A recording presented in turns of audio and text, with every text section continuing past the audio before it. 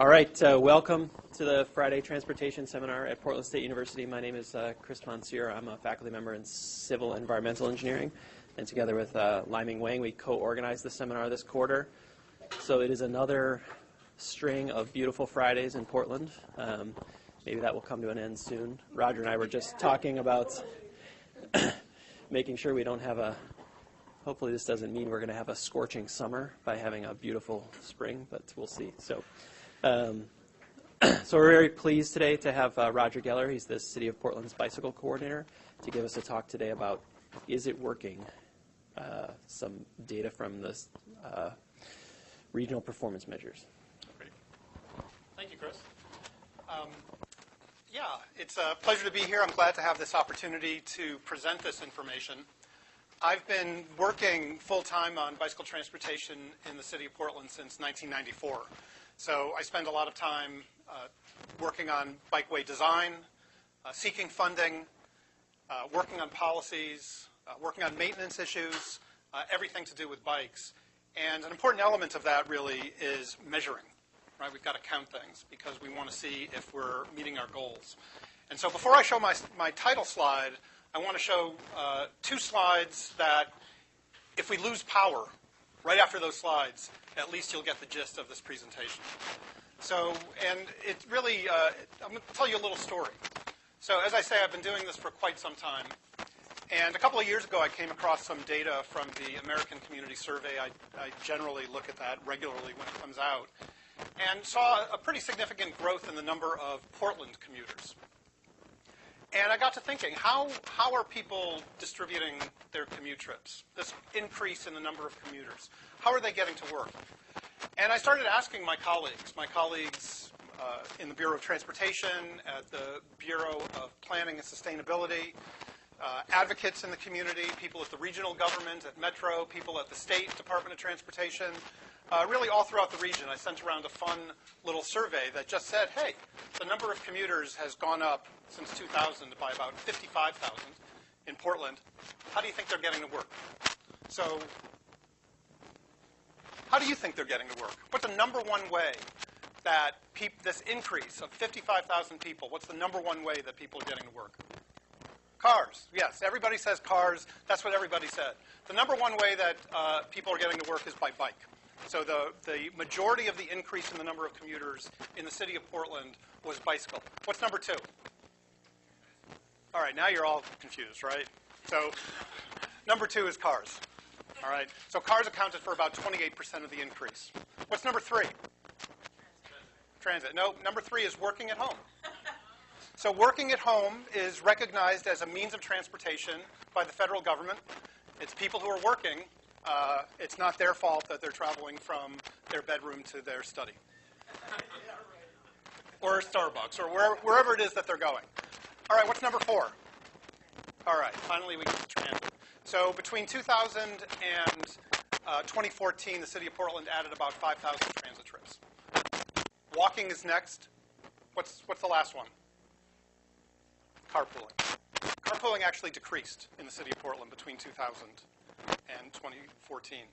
And so another way to look at this, one of the things that we're really concerned about in the city of Portland is we want to keep that blue column. We want to keep this blue column as low as possible. That's the drive-alone trips. We have very strong policies in the city of Portland. In fact, our policies call for having no more than 30% of our trips to be made by single-occupancy vehicles. So that's what we want to achieve. We want that column to be as low as possible, and we want all these other columns to be much higher. And so, at least for this delta, this change in the number of commuters between 2000 and 2014, we hit our goal. 28% were drive-alone trips. All right, let's take a quick look at the region, because I'm not going to limit this conversation to the city of Portland only. So let's look at the entire Portland Metropolitan region, the three counties, Multnomah, Washington, and Clackamas. There, the number of commuters increased by about 122,000, a 17% increase over that 14-year time period. What was the number one way that people got to work? Cars? Anything else? Transit? Okay, cars. Absolutely. It's about 42% of the increase in commute trips was attributed to the automobile. What's number 2? Transit. Working at home was number 2. What's number 3? Transit. Keep putting money on transit. Bicycling was number 3. What's number 4? Transit. Transit. Keep saying it, you're going to be right. Okay, then walking, and then carpooling, very low, carpooling. So at this point, and then this is just what it looks like, we had about 42% of that increase was drive alone, and 58% the modes that we are actively working to encourage through policy and actions. So now if the power goes out, we can still have a good conversation. All right. So is it working? So what really surprised me was that when I put these numbers to my professional colleagues across a wide array of fields, everybody thought that cars were continuing to dominate the change in the number of commuters. And that's really a problem in my line of work, where we're trying to move the needle away from driving and more towards these other modes. And so it was one of the principal findings of this whole effort is that we really are not doing a very good job of measuring what we're achieving. And that's really what this presentation is all about. So Is It Working is the very simple title, and this is the very long, wonky title that's probably appropriate for a college seminar. So my interest in this is really understanding not just these numbers, not just what is the change, but I really want to dig in deeply into what's happening at the census tract level. What can we learn about those areas of the region where bicycling is really going up, where transit is going up, where driving is going down? And so a lot of my presentation this afternoon is going to be looking a little bit more in depth at these census tracts. And my hope is that we have a lot of PSU researchers and future researchers watching this, because in my job as the city's bike coordinator, I can only take this analysis so far. But what I really hope is that we put the brain power here at PSU and elsewhere and give people the opportunity to really dig into these issues. Because we need to understand what's happening in order to apply the lessons that will take us forward. And it's very important that we go forward, because we are expecting an absolute crush of new people in this region in the next 20 years. And if everybody continues to drive at the same levels that we're driving today, we're going to be in big trouble. And so that's why I'm very interested mostly in looking at the change, right? How are things changing as the number of commuters and the number of residents advance? So before I go any further, I also want to just give thanks to Matt Lim, who is in the room. Matt is a super extraordinary Hatfield Fellow who is working in our office at the Portland Bureau of Transportation. And he really helped me take this massive data and put it in a form that can be easily understood on maps. And he also did some complicated things where our census tracts changed over the time period. Hey, Roger, sorry to pause you. She's saying it's a little bit fuzzy, the audio. So can she switch it up? Fuzzy audio. I'm going to change the microphone. All right, we're having a technical switch.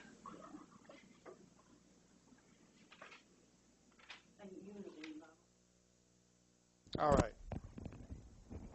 There. Apparently this is, I think the CIA wanted a special feed. Okay. So these are the questions that I wanted to answer with this research. Which are the census tracts where the number of commuters is increasing the most? Where are drive-alone commuters growing slower than the growth in the overall commuters? Because that's the trend we want to see. We do want people to come into the region. We just don't want them to drive as much. What's taking the place of those drive-alone trips in those areas where drive-alone is not growing as fast? What are the overall characteristics of those census tracts where drive-alone commuting is not growing? Right? So what's going on in there? What are we doing that's right? Or maybe we're not doing anything and it's just happening on its own accord. These are questions that I cannot fully answer, but I want to start the conversation. And then one of the really interesting things that you'll notice as you kept saying, transit, transit, transit. Transit is not performing as well as it should be. And one of the things we have to understand is how can we make transit do better? We need transit to work very well in this region. And so part of this is understanding the relationship between bus and rail. So I am going to show you multiple colors. I'm going to show you graphs, charts, jagged lines, images flying in from the edges. I'm looking at regional data, county data, data within the urban growth boundary, city data, census tract data. And I'm doing this all the colors and all the maps are intended to really make it easy for you to understand this large mass of data. So this is the areas that I'm looking at. So the purple includes the 3 counties, Multnomah, Clackamas, and Washington. The green is the urban growth boundary, and the red is the city of Portland.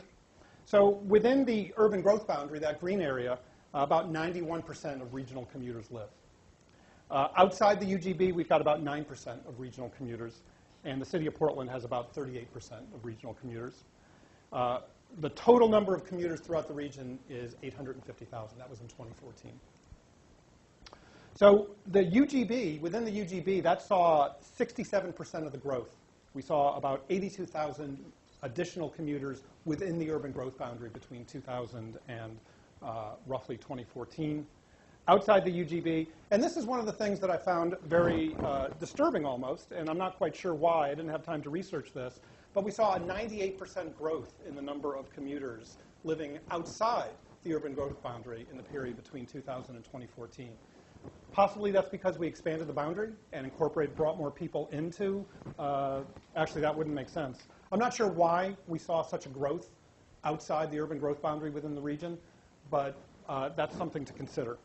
About 33% of the growth in the region was outside the urban growth boundary. And then within the city of Portland, we saw about a 55,000 increase in the number of commuters, representing about a 20% growth. Overall, we saw 120,000 new commuters in the region, representing about a 17% growth since 2000. So again, I put some, I want you to familiarize yourself with these colors because you'll see them repeatedly throughout this presentation. So green is working at home. This dark blue is bicycling. The gray is transit. The yellow is walking. Carpooling is the orange. And other is the purple. And then, of course, the light blue is driving alone. So region-wide, we saw driving alone account for 43% of the increase in the additional commuters. Inside the UGB, it was about 42%, and outside the UGB, it was about 49%. So in all cases, the non-driving alone modes collectively exceeded driving alone. So that is what our policies want to get us towards. We want the lower these blue columns, the lower these light blue columns, the better. The lower these columns, the better. So let's take a look at the counties. So this is the mode split in 2014 by county. The blue, it's the number of commuters by mode. The blue is Multnomah County, the orange is Clackamas County, and the gray is Washington County. So we've seen progress. The drive-alone mode split in 2000 was 71.5%. By 2014, it had dropped to 67.5%. And this is how things changed. This is how the 122,000 additional commuters were apportioned. Driving alone, absolutely quite high. And you can see, looking at the counties, sort of how that apportioned out. So keep in mind that Multnomah County, shown in the blue, accounted for the largest part of the regional growth in the number of commuters, almost 50%. And fortunately, the new commuters driving alone was the lowest in Multnomah County. In Washington County, it was quite high. And in Clackamas County, kind of in the middle. So if you look at what Multnomah County commuters were doing, you can see working at home and bicycling were dominant in Multnomah County. And in the other counties, you can see that really driving alone was quite high. If we take a look at relative growth, so here's Multnomah County. That was the only fancy sort of. I promised you that I'd have things flying in from the outside. That's it. So I hope you enjoyed it. So we can do it again. Okay, that's pretty much it. All right. So in Multnomah County, we can see here that the number of commuters in Multnomah County grew 17% between 2000 and 2014. In Clackamas County, they grew 12%. In Washington County, they grew 19%. And in the region, they grew 17%. So what we want to see is we want to see drive-alone trips, the growth in drive-alone trips within each county be lower than these numbers. We want the growth in commuters to outpace the growth in driving alone. And so we see that. Red means that the increase in the mode is less than the increase in the overall growth. So we want that drive-alone column to be red for the whole region, for each county, and it is. You can see for the entire region, driving alone increased only 10%. So carpooling, and then we want all these other modes, the non-single occupancy vehicle modes, we want them to increase faster than the overall growth in the number of commuters. We want these other modes to be disproportionately higher than the growth in commuters. That's how we're going to move the needle. And it is. This is just one way of looking at the data, but that's a positive indication that at least we're moving in the right direction. This is another way of looking at it. This is just color heat mapped to show for each county what was sort of the dominant modes in accounting for the growth in commuting. Green is the highest, red is the lowest, and then you've got orange and yellow in between. So you can see that in, and these are basically the same numbers, just looking at in the bottom the absolute number of people and above the proportion that those numbers represent of the increase. So you can see in Multnomah County, it's really bicycling and working at home that did the most to keep basically automobile congestion at bay, the potential for increased automobile congestion. In Clackamas County, it was working at home. In Washington County, it was transit. And in the region as a whole, based on the strength of what's happening in Multnomah County, it was bicycling and working at home that really did the most to limit the potential for increased drive-alone trips. And this just shows at the regional level by county how those non-SOV modes shape up. And you can see here that in Washington County, for transit, it's the biggest. That's the biggest chunk. For Washington County, for Clackamas County, working at home is the biggest chunk. And then for Multnomah County, you can see bicycling is the biggest chunk and working at home not far behind. So let's look at some maps. So again, here we are, urban growth boundary in green, city of Portland in red. This is how the number of commuters changed in the 14-year period. And let me just mention that there's a slight data mismatch here. When I look at the census tract level, I am using the 5-year ACS data. And the 5-year ACS is the period from 2010 to 2014. When I'm looking at the county numbers, when I'm looking at the whole regional scale, I'm using the 1-year ACS for the whole region, which is 2014. So there's a slight data mismatch, but I didn't consider it to be very significant. Basically the most recent data that we have. So, and it notes that down in the lower right-hand corner, that the change, it says 2000 to 2014. It's really the 2000 to the 5-year ACS 2010 to 2014, but that was just a little cumbersome. So anyhow, in these green areas, that's where the population of commuters increased the most. The darker the green, the higher the number. In the red areas, that's where it decreased the most. Again, the darker the color, the higher the decrease. So you kind of get a sense of what's going on in the region. You do see a lot of growth occurring outside the city of Portland within the UGB. And then this is just a percentage change, not really that much different. Just the effect is a little, not quite as strong. And then this is where commuters were living. And the darker, the more. And again, just to remind you, within the UGB, we've got 91% of the entire region's commuters, about 773,000. And then the city of Portland, we've got about 326,000 commuters, about 38% of the region. So let's take a look at these maps.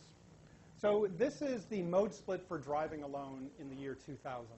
Generally, the darker the color, the higher the mode split. And the scale ranges from up to 10% to greater than 85% along the left side. And you can see light colors getting into these mustards, getting a little bit into the reds and the grays. So basically, the darker, the higher. So this is what driving alone looked like in 2000. That's what it looked like in the 5-year ACS. And I'm just going to toggle back and forth a couple of times. It's kind of interesting to look at different areas while I do that. One thing that I notice is that you really see quite a lightening up, particularly in the city of Portland as well as in other areas. And that's really what we want to see. And so this reflects an overall increase of about 34,000 drive-alone commuters. That was 42% of the overall increase in regional commuters. I'm going to present these maps in the order in which we saw the most people. So driving alone was number 1 for the region. Working at home was next. Here's what working at home looks like in 2000. Here's what it looks like in the 5-year 2010-2014 ACS. So again, just kind of toggle back and forth a couple of times. I'm not sure what this says. It's hard to say, what is it that influences working at home? Who's doing that? How can we encourage that? I'm not sure. But again, I hope that this is a starting point for continued research. So almost 20,000 additional people working at home in 2014 compared to 2000, about 24% of the overall increase. Bicycling. This is what bicycling looked like in the region in 2000. This is what it looked like in the 2010 to 2014 period, right? East side of Portland. What's happening in the east side of Portland is reflected in the entire region's numbers. But what's encouraging is that, here it is in 2000, and you can see in these areas here, just some kind of low mode splits in 2000. Of course, it was quite filled in this period. But if you look out here, there's some things happening out here as well. So these areas out here are beginning to look like Portland in 2000 in terms of mode split for bikes. So I think we have, at least I have, a fairly good idea of what's been going on in this part of Portland in the last 15 years. How can we bring those lessons to other parts of the region? So over 21% of the overall increase in the regional community. Walking in 2000, walking in 2010, 2014. So again, walking accounted for about 8% of the overall increase. Almost 7,000 more people walking to work in 2014 compared to 2000. Transit. So here's transit in 2000. 2010, 2014. Again, just kind of toggle back and forth a little bit.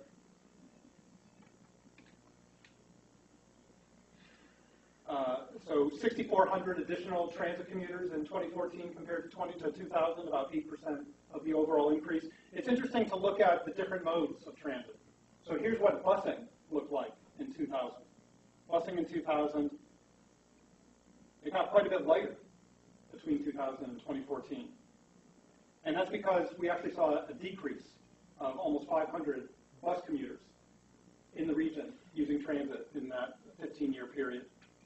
And I think it's the number is 474. Caveat with this is Census Tract data, 5-year rolling average ACS. So it's the best data we have. There's margins of error associated with this. That hopefully gets diminished when you start looking at it at the regional level. But it's just good to keep in mind that this is not the absolute gospel, not the good news. And then it's interesting to look at rail transit. So this is rail transit in 2000, rail transit in the 2010-2014 period. And so it's rail really that absorbed most of the increase in regional transit commuting. About 8% of the overall increase, almost 7,000 additional rail riders. And then carpool, see carpool in 2000, and you can see that carpool also lightens up quite a bit, again reflecting a decrease of there's 4,000 fewer people carpooling in the region today than there were in 2000. So let's dig in a little bit deeper. So we see what's going on at the regional level. We're starting to get an inkling of what's happening at the census tract level. But what I wanted to look at is really digging a little bit deeper to the census tracts. So the census tracts that are shown in green are areas where driving alone grew slower than the overall growth in the number of commuters. So that's something that we want to encourage. Those green census tracts hold about 58% of the region's commuters. The yellow census tracts are the census tracts where there are fewer people driving alone to work today than there were in 2000, mostly because those census tracts also lost a lot of commuters. So in general, those census tracts saw a pretty big decline in the number of commuters. And then the red census tracts, these are areas where driving alone grew faster than the growth in the number of commuters. So generally not something that we're looking to encourage. Yeah, there we go. So 447,000 commuters living in the green areas, 189,000 in the yellow, and 138,000 in the red. So I wanted to take a look at, within these census tracts, what was the mode that grew the most? What was the number one mode in these census tracts?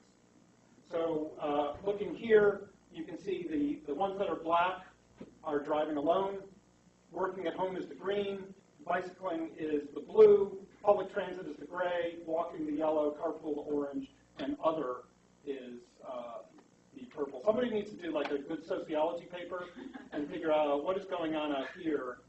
Why are there so many skateboarders or whatever it is out there? So other is motorcycle, taxi, there's a couple other things. Generally pretty low numbers, but in some census tracts, at least according to the data that I have, and here I'll blame Matt, it's wrong, not really, other kind of rose to the top in those census tracts. So let's take a little more detailed look. So, okay, so within the urban growth boundary, again, only 42% of the increase was driving alone. So let's take a look at these green areas. What is going on in these areas? So again, about 58% of the region's commuters. And this is, in the green areas, this is how those people are getting to work. That was a dominant mode within each of these green areas. I didn't take it down to the second mode, but this is the dominant mode. And this is kind of how it plays out. So 129 census tracts out of the 253 or 54 in the region, and 42% of the people in those census tracts drove alone of the increase. And this is how the rest of them got around. So in the yellow census tracts are really interesting. These are areas that seem to be either depopulating or at least they're significantly losing commuters. So they represented about 24% of the regional commuting population, and this is the dominant mode in these yellow areas. So very interesting, working at home. A lot of people working at home down here as the dominant mode. And then and you can see here, so here's the zero line. So these census tracts lost a lot of drive-alone commuters, but they also they lost a lot of carpoolers and had very slight increases in working at home, bicycling, walking, transit, and other. And in the red areas, these are areas where driving alone grew faster than the growth in the overall number of commuters. Almost 20% of the region's commuters, of the UGB's commuters. And not surprisingly, driving alone was the dominant mode in most of them. In others, it was, in a couple others, it was other things. There could be other modes that were more dominant, but the growth in driving alone exceeded the growth of the number of commuters in these areas. So what is going on in these areas? I showed this to somebody yesterday, and they said, well, some of these census tracts seem to have really good access to freeways, or they're close to freeways. But who knows? So my hope is that, again, that some very smart people here at PSU or elsewhere take this start of this analysis and take it to the next step. And so 86% of the growth in commuters in this region was driving alone. And so this is just kind of what it looks like: green, yellow, red. These are what's going on in these different census tracts. So let me talk just very briefly about Portland and a little more detailed analysis in Portland. All I have for Portland are bike maps that I've developed over time. But this goes a little bit deeper. It shows a red circle that's a 4-mile radius from the Burnside Bridge, so basically the heart of the central city. And it shows the bikeways that existed at the time of the census in 2000. And then I label this 2012. This is ACS 5-year data, 2010 to 2014. I generally just take the midpoint year, and just for simplicity. And you can see obviously the bikeway network grew quite a bit during that time, and as did bike commuting. And what's interesting to look at is I took a look at where are those census tracts where bicycling is doing pretty well, 8% or more. And in 2000, these dark areas here show the census tracts where bicycle commute rate was a minimum of 8%. And within these areas, 21% of Portland's commuters lived at that time. 21% of Portland's commuters in the year 2000 lived in these areas. And this was the mode splits in those dark areas. So bicycling was about 13% overall, transit about 15%, driving alone just a shade over 50%. By 2012, this had now grown to about almost a third of Portland, 3/10, 30%, and bicycling still around 13%, a little bit higher. Bicycling and transit are about the same, driving alone a little bit lower. So these percentage modes hadn't changed that much, but now it's more Portland, more people. It went from 21% of commuters to 30% of commuters. And I did the same thing just looking at census tracts were 4.5%. Don't ask me why I picked these numbers. I did this a long time ago. I'm not sure why, 4.5%. But I did. And about 43% of commuters in 2007, that was the first year that you could get good census tract data from the 5-year ACS. And then by 2012, now more than half of Portland's commuters live in these areas where the lowest bike mode split is 4.5%, and this is the overall mode splits in these areas. So just trying to understand, here's what's happening, and it'd be useful to figure out why is this happening. And then, again, just looking at Portland, so the total growth of commuters in Portland was 20%. So we want to see the modes that we're promoting through policy and action to be greater than 20%, and the modes that we're discouraging to be less than 20%. And generally that's true. Driving alone, happy green, right? 9% growth in driving alone with a 20% growth in commuters. Bicycling, really high growth, working at home. Walking. Transit, in the city of Portland, transit commuting did not keep pace with the growth in the number of commuters. So growth in commuters 20%, growth in transit was only 15% within the city of Portland, and then carpool also declined. So that's kind of the picture of Portland, and this just shows what's going on across the entire region, the entire purple area, including the urban growth boundary, the green area inside the urban growth boundary, outside the urban growth boundary, just the purple areas, and then the city of Portland. So the city's mode split goal for driving alone is 30%. That's what we want to achieve. And so as we continue to add commuters, we want to see more of this. And I don't know, I know the region as a whole has pretty aggressive goals, but because the region is so varied, it's not going to be as low as 30% for driving alone. Okay. One thing that I often say a lot is if we had driven, if we had commuted today at the same rates that we had in 2000, what would that increase in the number of commuters look like? So this is the distribution of that 55,000 increase of commuters that we actually experienced between 2000 and 2014. If in 2014 we still had 2,000 mode splits, if we were getting around in 2014 the same way we got around in 2000, then that's what it would have looked like, right? So that's quite a bit. And in the grand scheme of the number of people that are commuters in Portland, it's over 300,000. This additional 20,000, what would have been an additional 20,000 drivers, not a lot, small, relatively small percentage. But I don't know about you, but the 15,000 increase that we did experience, anecdotally, that appears to be noticeable.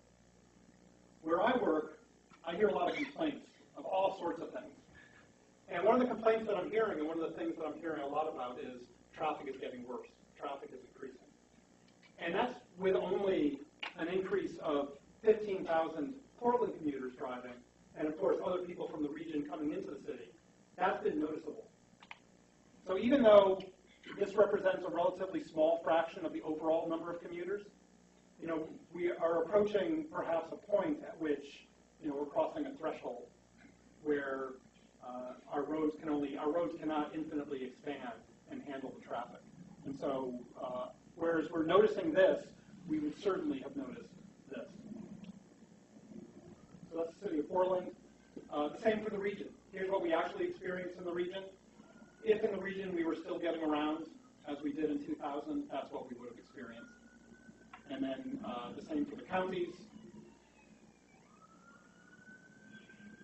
Washington County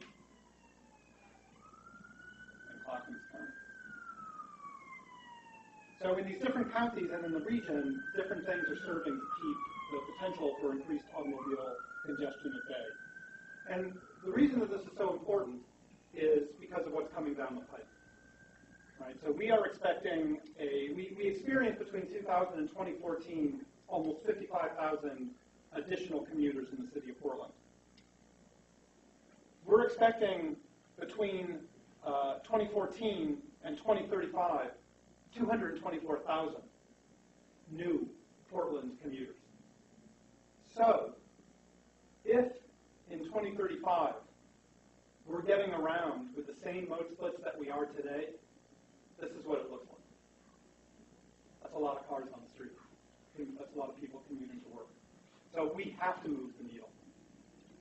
One thing I didn't include a slide of that I often do is a slide that shows 23 Powell Boulevards on the street. So I don't know how many of you how familiar you are with Portland, but Powell Boulevard is a big, ugly road with fast-moving traffic that serves a lot of purposes, serves a lot of needs, and also obviously generates a lot of air pollution, a lot of serious injuries, a lot of death. If this gray pollen is our future, we would need 23 more Powell Boulevards just to tread water with where we are today. So that's not the future we want. And again, just starting from the left, this was at the regional level. So let's look at the regional level. This was the change that we experienced at the regional level, actual change. This is what it would have been had we gotten around in 2014 the same way we got around in 2000. And by 2035, if at the regional level we're getting around then the same way we get around now, that's what it looks like. That's what the change looks like. So this is not the future we want. So, reasons to take heart, or not. So, one reason to take heart is that a lot of our trips that are being made by automobile are less than 2 miles. I'm sorry for all the scientific figures in here. I know there's some researchers in the room that understand all this. Anyhow, so Metro tells us from their Oregon Household Activity Survey that they did back in 2011 that 67% of trips less than 2 miles are by automobile. These are obvious targets for another mode. In fact, again, from the Oregon Household Activity Survey, we look at the average trip distances for the different modes, the mean and the median. And, we see drive alone is, a longish trip. Transit is the longest trip in the region. The mean and median transit trips are the longest in the region. Walking, obviously, a shorter trip. Bike is right in that wheelhouse of the 2 mile trips that we would want to create, that we would want to change. Reasons to take heart or not. Money. There's a lot of money out there floating around in the region. During a good part of that period between 2000 and 2014, where we saw all these changes in the region and commuting, we saw cumulative expenditures in the region on motor vehicle and freight of about $3.4 billion. We saw expenditures on transit of about $2.1 billion. And we saw expenditures on active transportation of about $153 million. So active transportation is both biking and walking. So reasons to take heart is that, at least on the left side of this graph for biking, which is maybe half of that, 153 million, we accomplished a lot with little. So there is great potential to very effectively spend our resources in a way that continues these good trends that we're experiencing. because I think what we don't want is this. And this is a graph based on numbers from the Regional Active Transportation Plan. So this is actually it's in the Regional Transportation Plan. This is a graph showing when we can expect full build-out of the different systems in the region that are on the financially constrained list. Financially constrained just means that those are our top priority. Those are the ones that we're going to go for after funding for. And so at current spending levels, roads, bridges, freight, and thruway projects will be completed in 2057 at an estimated additional cost from this point forward of almost $10 billion. So 2057, that's not that far away. I'll only be 98. Transit is a much better picture. At current spending levels, the transit system will be complete in 2040 at an estimated additional cost of almost $4 billion.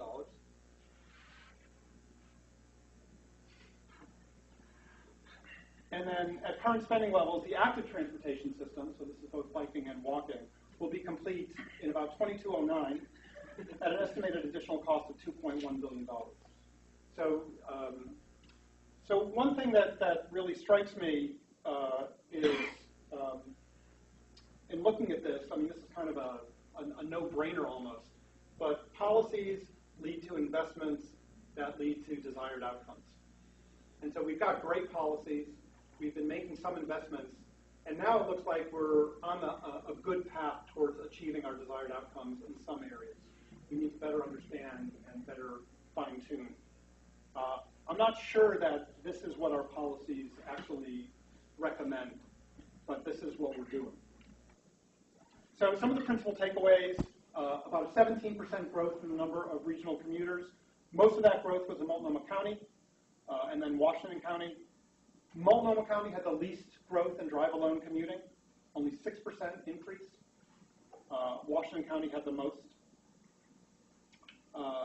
Regionally, drive-alone commuters increased only 10% relative to 2000 and accounted for about 43% of the overall growth.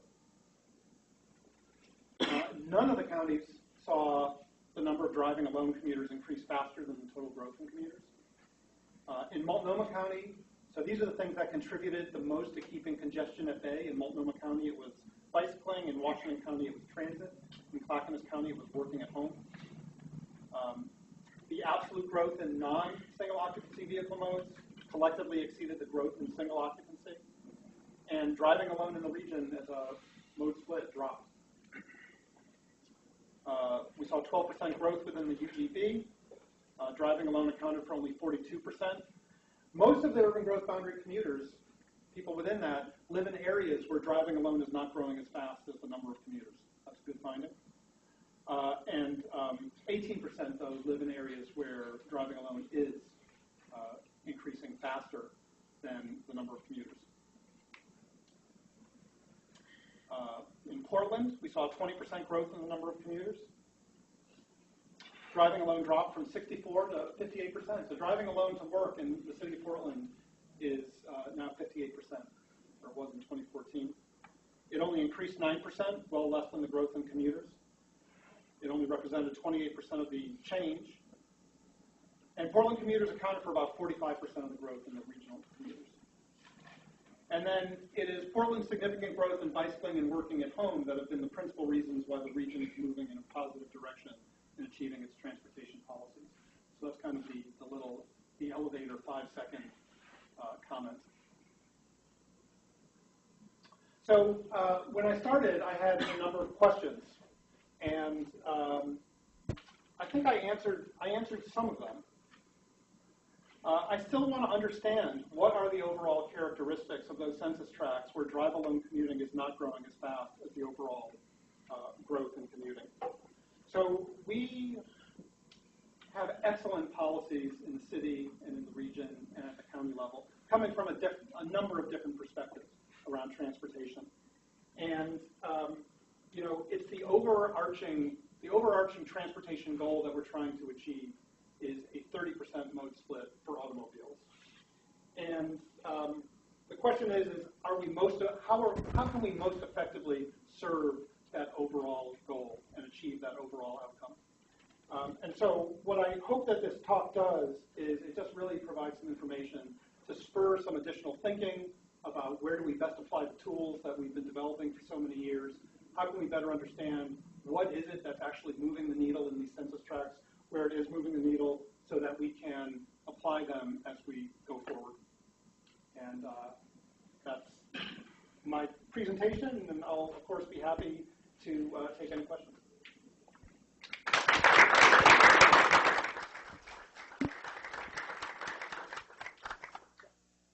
Why are we paying? So public transit is kind of a pet hobby issue of mine, and I've had the chance to experience public transit nationally, internationally, at least half a dozen cities, and I always come back to Portland. But in the beginning of your presentation, you said we need to do better, and I was just curious, what are your ideas on public transit and how it needs to do better from your perspective at the city of Portland? So what does it need to do, or? When you said transit needs to do better, I was just curious what your thoughts were personally on if asked the top three, 4, 5, ways that it could do better. What do you think those ways could be? I don't know. I am not a transit expert. I mean, I talk to a lot of people in transportation. I know that better headways, more reliability. I'm a frequent transit user, and it's often it sometimes can be too long of a wait for transit. It can be too slow. It can be expensive. I think it's really what are the individual decisions that people are making that are, or experiences that they're having that make them decide to not use transit, because clearly not enough people are deciding to use transit. And I think it's not just transit, it's also, driving is very easy in this city and in this region.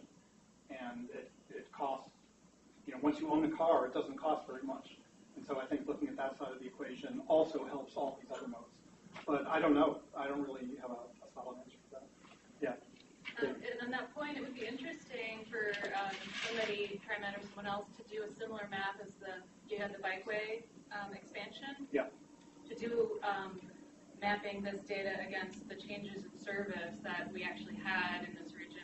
There were frequent service lines that were reduced in service. Fairless Square went away in downtown. So there was actually transit service reduction during this 15-year period. There was max increase, expansion, but there were changes that happened in that network as well. It'd be interesting to see how that mapped against some of these changes. Absolutely. Because I think your conclusion about some of the shift is from bus to max, that certainly happened, but it'd be interesting to see the other shifts that happened around the region. Yeah, I agree. Yeah.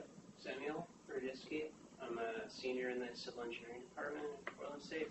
So I'm wondering if you can point to specific policy changes during that span that seem to have the most effect, both on the mode split and the projection, and on sort of the finance, like how, what gave the biggest bang for the buck during that period? Yeah, so right now we're in the midst of making some significant policy changes. We've always had good policies. They're getting quite a bit stronger. At least in the city of Portland, those are the ones with which I'm most familiar, because that's where I work. So I'll mention some of the policy changes that are coming up, and then go back and see if I can kind of construct what was happening during that period. So we are adopting essentially a green transportation hierarchy for the city of Portland. It's called the Transportation Strategies for People movement, that will encourage the city to, when planning for transportation, to think first of walking, then bicycling, then transit, then shared vehicles, then scooters, skateboards, pogo sticks, and finally we get down to the automobile. I might want to check that. That might not be fully accurate. We are talking about creating designs that appeal to people of all ages and abilities and create a safe and comfortable experience.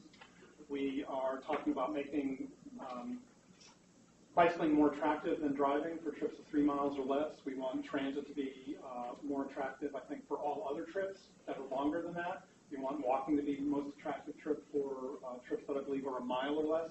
So we're really orienting our policies to emphasize walking, biking, and transit in that order. I think the biggest things that happened in the region over that time period, because it was bicycling that was the of the modes where people leave their house to go somewhere to work, bicycling was clearly dominant in the city level. And I think that just reflects an investment in facilities. And so I think that we created a network that more people found appealing. I think things that also have to happen are, the bicycle is a vehicle of short trips. And so one of the things that we need to do are create shorter trips through land use improvements. So I think some of that was happening as well in the region, that more people were moving into areas where they didn't have to rely on the automobile. And Courtney Duke, yes? You're welcome for this policy change. Thank you, Courtney. Thank you very much. So maybe just at the beginning. Let me just say that Courtney is one of our top policy people at the Bureau of Transportation who has been working long and hard to amend the comprehensive plan and transportation system plan as part of that. And she's one of the reasons that we're going to have some really excellent policies on the books from this point forward. Thank you. So, but maybe I missed, I wasn't understanding, or maybe it's just me, you talk about the growth and all the different commuters, but what is that in relationship to the growth of population in the region in general? Like, how does that correlate? Is it the same? Does it correlate that there's 20% more people in Portland in this time frame, so therefore there's 20% more commuters? Or is the commute number somehow out of whack from the number of just new people? I didn't look. None of the numbers that I presented this afternoon talked about population in general. Okay. It was only commuters. So I was only looking at commuters just because that's the data that we have. I would like to go back and take a look and see how increases in commuting line up with increases in population, but I didn't do that yet. Matt Lim, who has been living and breathing with these numbers for a while, may have something to offer. Actually, the packages I gave you, lower packages, have population figures. Right. But, yeah, they're all in there. I just didn't analyze them. I mean, what I've seen, right, from the population increase, it looks like commuters, more or less, are a little bit below the overall population growth, but it's still lower. And I tried to cross-reference that with our Smart Trips data and some other data sets that I've been able to see. And what we're seeing is the characteristics of the people who are moving into Portland, they're usually like younger families, so with maybe only a couple, one, mostly like head of household that's working. So that might account for that lower increase of commuters in comparison to overall population increase. See, this is good because we need people really thinking long and hard about this and looking at the correlations and trying to figure this stuff out. Well, and then back to one of the questions you had presented yourself in terms of how do we increase the work at home population, and that's something we've been working on internally at the City of Portland. I'm also on the involved in our DEEP, which is diverse employees of Portland, and the Working Moms Group. And one of the things we talked to Commissioner Fritz and Anna Camwood, who's the HR director, are how difficult it is to have a flexible schedule and work from home at the city right now, and just with the city itself. So what are those policies that other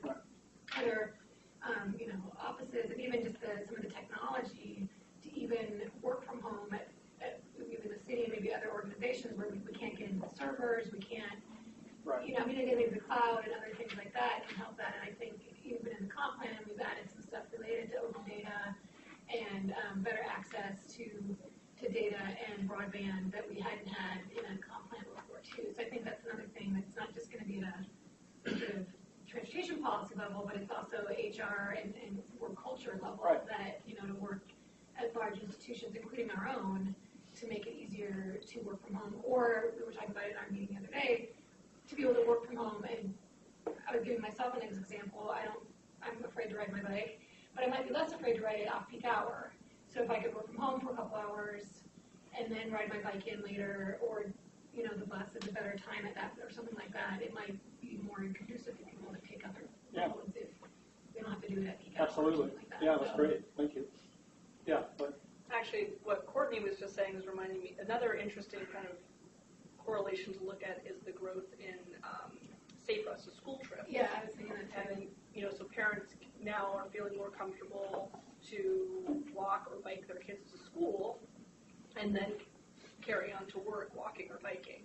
And so again, supporting safe routes to school as a policy that has been another policy change in the region and in the city is a sort of a supporting that overall change in commute behavior. Right. Another kind of interesting relationship. Chris, did you? Yeah, I guess the growth in the outside the UGB sort of was pretty interesting. Are you able to look in the data? Is that people that are migrating from inside the UGB out, or is that people outside? Well, that's going to be a little bit difficult. So we can do it for Portland because we have smart trip data that we can actually extrapolate and get an estimate. But we don't have that for the UGB. So I'm not sure what data is available outside of the regular census data. So you might have to use like proprietary sources, but I'm sure there's something you could use to get that. So speaking of the working at home, I read some research a while back that showed that people who work from home actually take more trips. They aren't commuting trips, so they may not be as long. I don't know the length, and they may not be the same mode. But is that a concern for the city that now you have all these people who are driving around other parts of the day? I don't know. Sure. I mean, if that's true, absolutely. My preference would be to look at all trip data, and that's why the Oregon Household Activity Survey was such a great resource. But it was done in 2011 and had been done previously, I think, in 1994. So long gap in data sets. The benefit, obviously, of the commute data is that it's annual data, and so it's not the only trip we want to look at, but it's the best data source. And so I'd like to have better data, but as I'm sure you would. But it's what we've got. I could actually add to that a little bit. Some of the past Smart Trip survey results that we've got, if you look at, and that has like all trips there. A lot of what I've seen, and I'd have to do some exact analysis on that, but generally what I saw is people who are taking trips to the grocery store or whatnot, those are usually very short distance trips, and they're usually using alternate modes unless you want to drive a car for 4 miles, that sort of thing. So. Any other questions, observations? Yeah.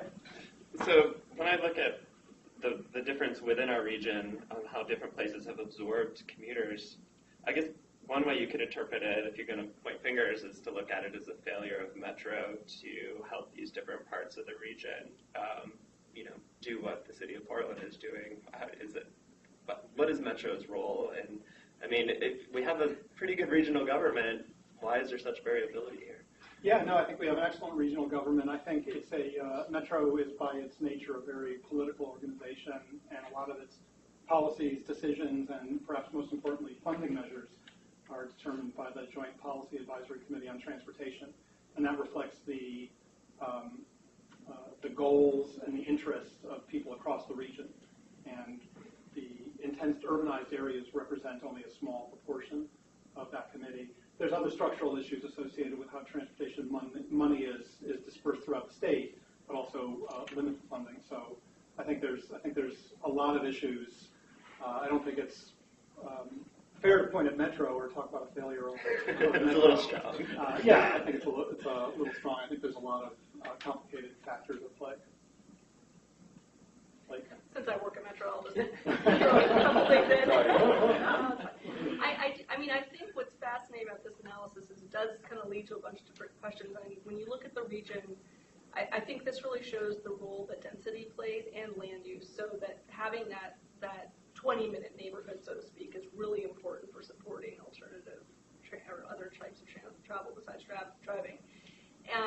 Portland has benefits from a really good street grid network, which, when you look at the suburban style development in other parts of the region, are not conducive to biking, transit, things like that. And so there's a lot of challenges in terms of retrofitting and adding in more network connectivity, which is happening. And I think you kind of see that in the maps. You sort of see things slowly moving out. There's also just that sort of societal shift that's, has to kind of occur.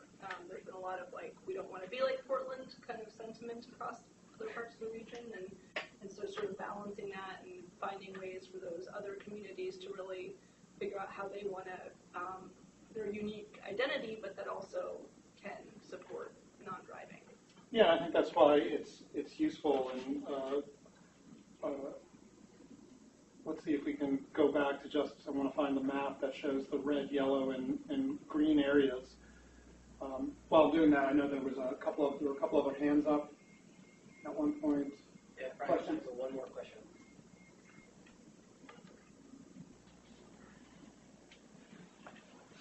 So it's hard to get there. Where is it? Roger, why is carpooling going down? Yeah. Who asked that, Krista? Yeah. You tell me. You're a transportation researcher. Why is carpooling going down? I don't know. That's an excellent question. It's obviously the infrastructure exists. Maybe people who carpooled are finding alternatives to that.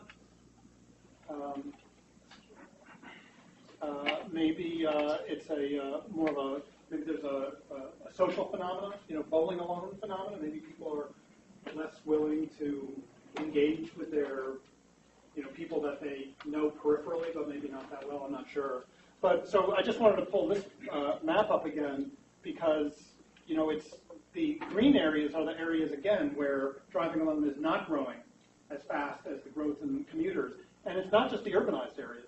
It's happening in census tracts all across the region, probably for different reasons.